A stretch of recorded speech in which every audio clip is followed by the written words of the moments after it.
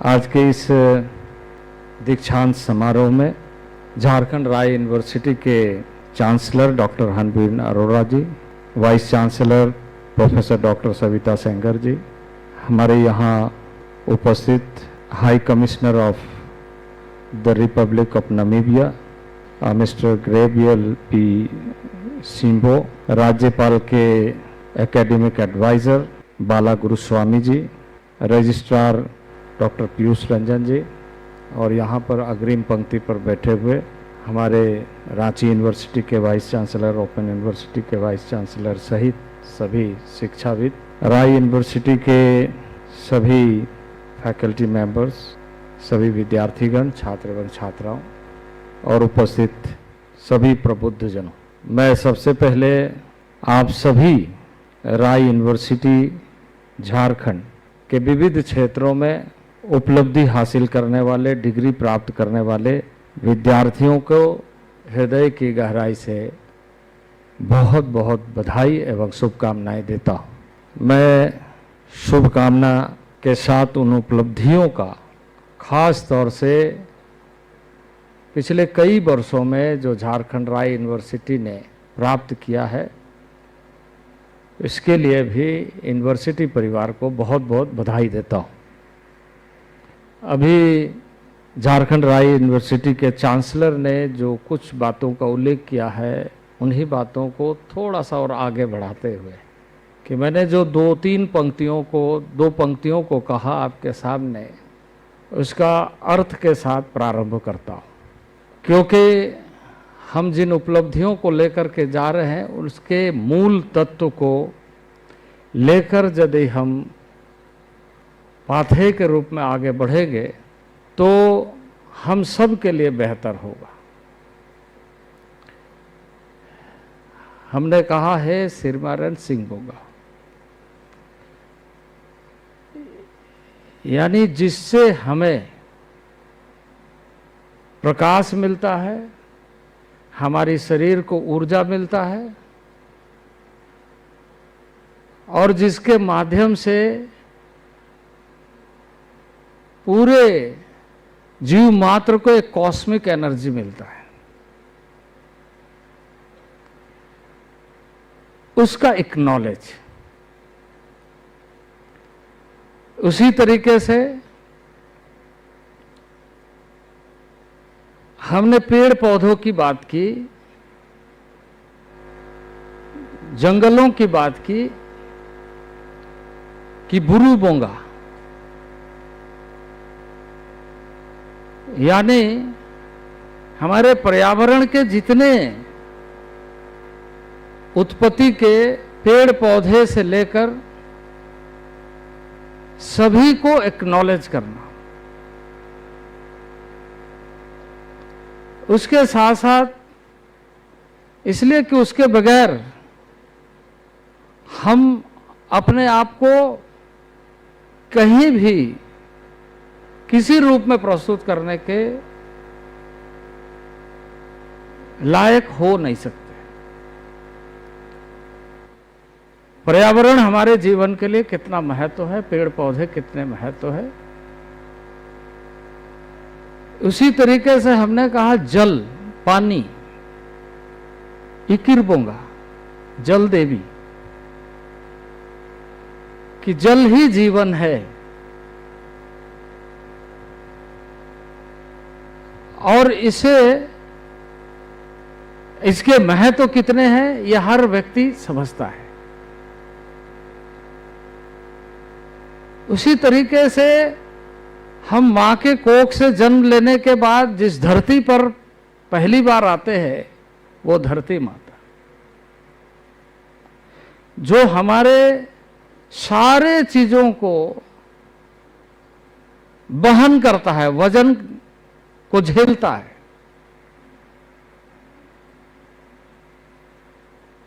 उसके प्रति हमारा समर्पण, नमन। और जिसने हमें जन्म दिया है, हमारे पूर्वज जहां से हम आए हैं, उसको हमेशा स्मरण रखना। ये कुछ पंक्तियां, ये कुछ बातें प्रत्येक के जीवन में, आप सूरज को छू नहीं सकते हैं पर उसको देख सकते हैं, और उसको आप मना करने के बाद भी आपको वो सारी चीजें आपको प्राप्त होती है और आप लेते हैं। आज विटामिन डी की कमी, लोग, चिकित्सक इस बात के लिए कहते हैं कि सुबह शाम, सुबह में आप बाहर नहीं रहते क्या, वॉक नहीं करते हैं क्या? ऐसे कई चीजें, कई चीजों में हम सांस लेते हैं। प्राणवायु जिसको कहते हैं वो हमारा पर्यावरण है। उसी तरीके से पानी कम पीते हैं, ज्यादा पीते हैं, और जितने भी जर्मिनेशन है, उत्पत्ति के जितनी भी चीजें पृथ्वी में है, ब्रह्मांड में जहां जहां आपको दिखता है, वो सारी चीजें इसी चीज से जुड़ी हुई है। इन सारी चीजों को झारखंड जैसे प्रांत में अधिक, लेकिन दुनिया के सभी स्थानों में प्रकृति के नाम से देखते हैं, नेचर के रूप में देखते हैं, और उसे लोग जाने अनजाने कई बार अनदेखी करते, कई बार भूल जाते हैं, कई बार उसका दोहन इस तरीके से करते हैं जो एक तरीके से यह कहा जाए कि ज्ञान के बड़ी उच्च कोटि स्थान पर बैठ करके ऐसा दृश्य दिखता है जिससे हम आज चिंतित हो जाते हैं कि ग्लोबल वार्मिंग हो रही है, पर्यावरण का संतुलन बिगड़ रहा है और मानव जीवन संकट के दौर से गुजरने वाला है, गुजर रहा है। तो मैं सबसे पहले इस बात पर निश्चित रूप से कहूंगा, इसका उल्लेख भी मैं इसलिए कर रहा हूं क्योंकि यह बसंत ऋतु है, ऋतुराज बसंत है, और ऋतुराज बसंत में झारखंड जैसे प्रांत का बहुत महत्व है कि आज यहां से निकलने के बाद भी मैं उस उत्सव में शामिल होऊंगा जिसका नाम सरहुल है। सरहुल के उत्सव में यहां से मैं जाऊंगा,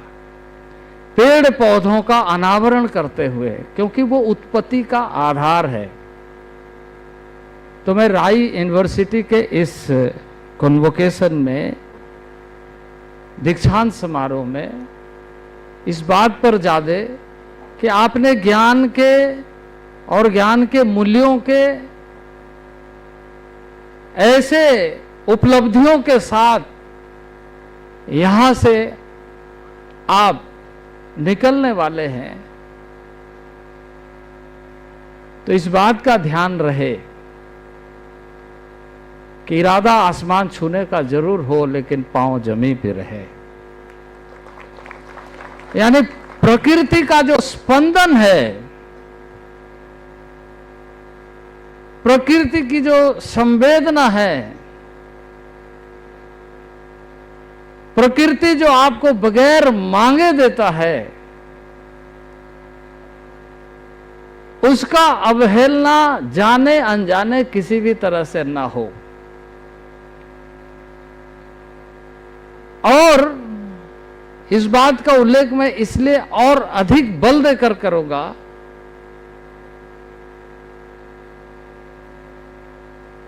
झारखंड के परिप्रेक्ष्य में नहीं, बल्कि उन जनजातीय क्षेत्रों के परिप्रेक्ष्य में जो बहुत सारे विद्वान, बहुत सारे लोग संवैधानिक प्रावधानों की बात करते हुए उल्लेख करते हैं कि ये कॉन्स्टिट्यूशन में 5th शेड्यूल एरिया है, और उसमें झारखंड भी है, राज्य देश के कई स्थान है। लेकिन उसके मूल तत्व को यदि आप देखें तो जल जंगल जमीन, जल जंगल जमीन जीवन,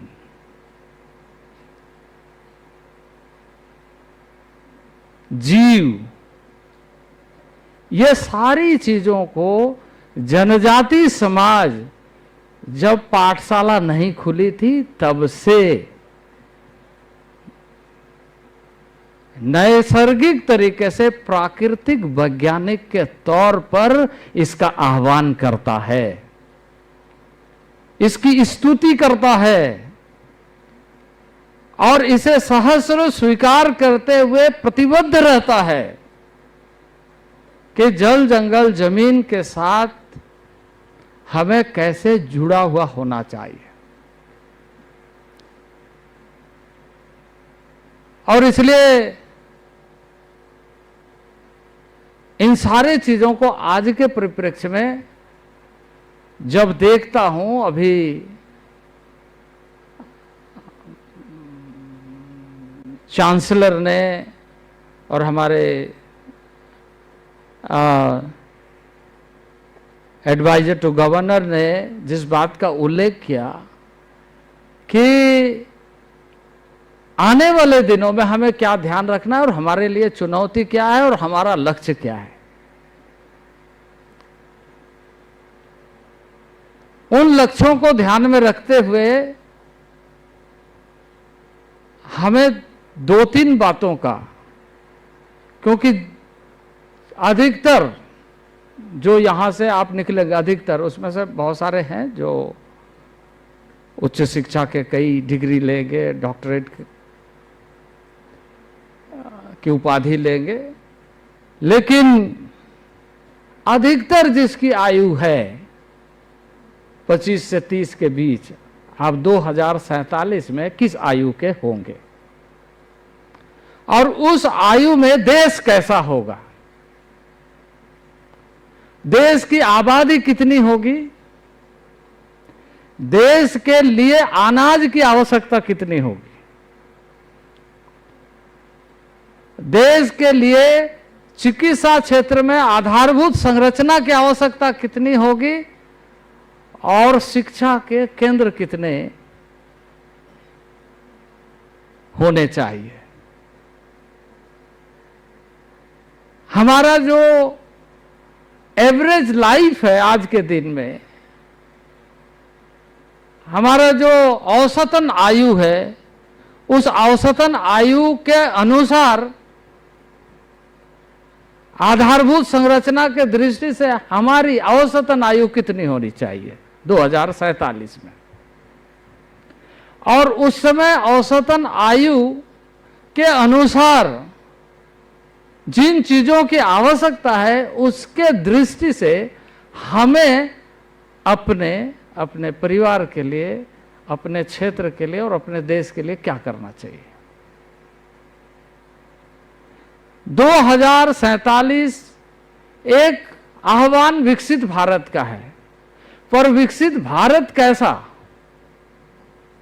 और विकसित भारत के दृष्टि से हम आज यहां से निकलने के बाद विविध क्षेत्रों में उपार्जन के दृष्टि से एक नौकरी की तलाश में, परिवार को चलाने के लिए एक रोजगार की तलाश में, या जिस देश में हम रहते हैं उस देश के प्रति हमारा अंशदान क्या होगा, हमारा योगदान क्या होगा। और तब हमें यह ध्यान में आता है कि जैसे आज मैं कृषि मंत्री के रूप में देश का काम देख रहा हूं, आज देश में जो अन्न का उत्पादन है, पिछले 10 वर्षों में हम धान और गेहूं में, पेडी और व्हीट में सरप्लस हो गए,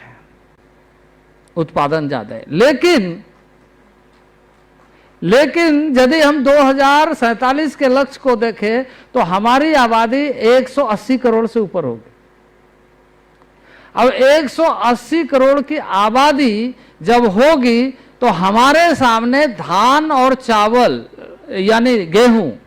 या मक्के या ऐसे खाद्य पदार्थ, साग सब्जी या हॉर्टिकल्चर हो या फूड ग्रेन्स हो, इसकी आवश्यकता कितनी है और हमारी जमीन कितनी है। आबादी की दृष्टि से जमीन की जब हिस्सेदारी होगी तो वो हिस्सेदारी में हमारी जमीन का अंश कितना होगा, आप अपने परिवार में आकलन कर लीजिए। आज यदि आपके पास 10 एकड़ जमीन है, 5 एकड़ जमीन है, तो आपके ग्रोथ के हिसाब से आपके हिस्से में कितनी जमीन बचेगी और वो जमीन का उपयोग कैसे करेंगे। एक दूसरा यह है कि रोजगार के दृष्टि से अधिकांश, कई बार हम सोचते हैं कि यूनिवर्सिटी से निकलने के बाद रोजगार नौकरी मिल जाए। आज यह बात सही है कि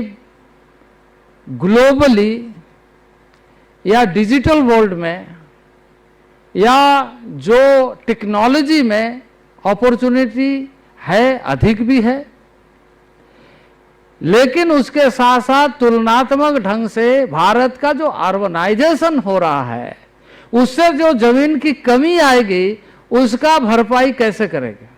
उसके लिए क्या योजना है। हम व्यक्तिगत रूप से सोचे या ना सोचे, हम अपने को सीमित रूप में अपने रोजगार तक देखें, अपने परिवार तक देखें, या देश में, इन सारे विषयों पर भी हमें चिंता करना चाहिए। भारत में बहुभाषी व्यवस्था है और जिसको नई शिक्षा नीति में एक महत्वपूर्ण स्थान दिया गया है।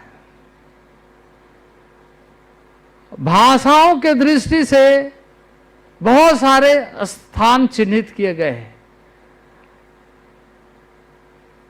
अब वो बाउंड्री नहीं है, क्योंकि आप नए तरीके से किसी भी भाषा में, अभी बहुत सारे नए नीति में यह सुनिश्चित किया जा रहा है कि भारत की भाषाओं में अधिक पढ़ाई हो। हमने अभी कुछ बातों को शुरू में, कुछ अपने भावनाओं को या हमारी जो मान्यता है, हम जिसको एक्नॉलेज करते हैं, उसकी बातें कही।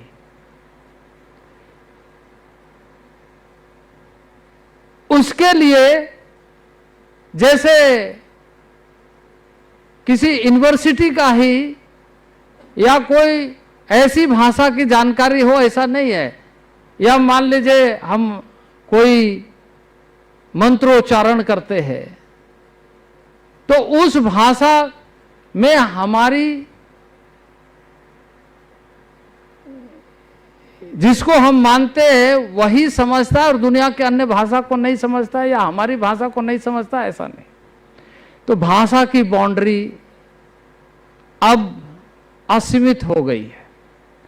उसके अंदर सारी चीजों को अपने अपने स्तर पर सहजता के साथ,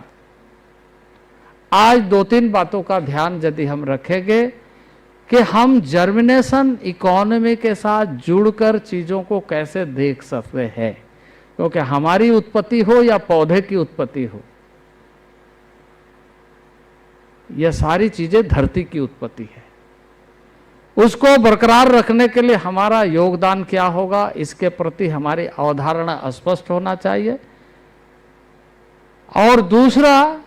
और इस नाते मैं कहूँगा खास तौर से, जब भी आप गांव में जाएं तो एग्रीकल्चर मिनिस्ट्री का, एग्रीकल्चर डिपार्टमेंट का ऐसे कुछ योजनाओं की चर्चा गांव में जरूर करें। आप आज हर जितना भी प्रोग्राम्स होते हैं, प्रोविजंस होते हैं, सारी चीज़ें नेट में भी उपलब्ध रहती है। गवर्नमेंट के जो डोमेन है उसमें भी जाकर के आप देख सकते हैं कि जितने इंफॉर्मेशन है उसको हम शेयर करें, ताकि सुदूरवर्ती क्षेत्र में रहने वाला व्यक्ति, जिससे, क्योंकि इस बात का उल्लेख मैं इसलिए कर रहा हूं क्योंकि कई बार हम डिस्कनेक्ट हो जाते हैं। हमारे साथ आज का उदाहरण हम देना चाहते हैं। हमारे साथ हम आए, 2-3 लोग साथ में पंक्ति में बैठे हुए थे, तो उनसे जब चर्चा किए तो देश में किसान क्या होता है यही उन्हें समझने में मुझे बहुत कठिनाई हुई समझाने के लिए। पर वो कारोबार में, व्यापार में बहुत आगे है, बहुत अच्छा कार्य कर रहा है, लेकिन उस क्षेत्र के बारे में जिसके बगैर उसका अस्तित्व नहीं है। कोई संसार में जीव है और बगैर खाद्य का नहीं रहता है, कोई भी ऐसा नहीं है, लेकिन उससे वो अछूता हो गया है, डिस्कनेक्ट हो गया है, पहले गांव से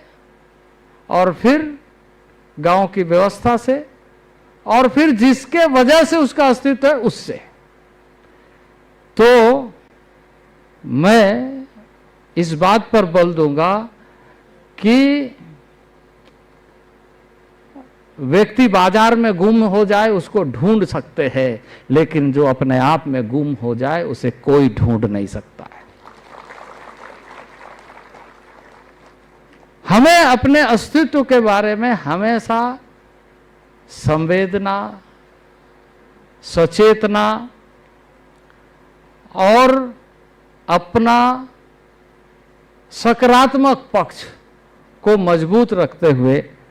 आगे बढ़ना चाहिए। मुझे इस बात की प्रसन्नता है कि झारखंड जैसे ट्राइबल डोमिनेटेड स्टेट में झारखंड राय यूनिवर्सिटी शिक्षा का नया आयाम जोड़ते हुए आगे बढ़ रहा है। और जिस तरीके से वाइस चांसलर ने उल्लेख किया कि उपलब्धि दर उपलब्धियों की श्रृंखला बढ़ते जा रही है और आगे बढ़ रहे हैं। आप आने वाले दिनों में प्राकृतिक उत्सव के साथ जुड़े रहें। और मैं इस बात का उल्लेख दोबारा इसलिए करना चाहता हूं कि कई बार हम सब, हमारी धर्म, हमारी संस्कृति मंत्रोच्चारण तक ही सीमित रहती है। मंत्रोच्चारण के बाद पंडित जी चले गए, आप भी चले गए और अपनी औपचारिकता के आधार पर अपनी जीवन यापन को आधार मान करके नहीं, बल्कि प्रकृति के साथ मिल करके, उसके साथ जुड़ करके, उसको एक्नॉलेज करते हुए उसमें योगदान देने के लिए अपने आप को समर्थ बना करके इस तरीके से आगे बढ़े जिससे कि भारत की जो सांस्कृतिक विरासत का सही तरीके से आपके जीवन में, हम सबके जीवन में उस मूल्य का, उस वैल्यूज का लाभ आज नहीं बल्कि अनंत काल तक देश, समाज, राष्ट्र लेता रहे। इन्हीं शुभकामनाओं के साथ आप सब लोग को बहुत बहुत धन्यवाद।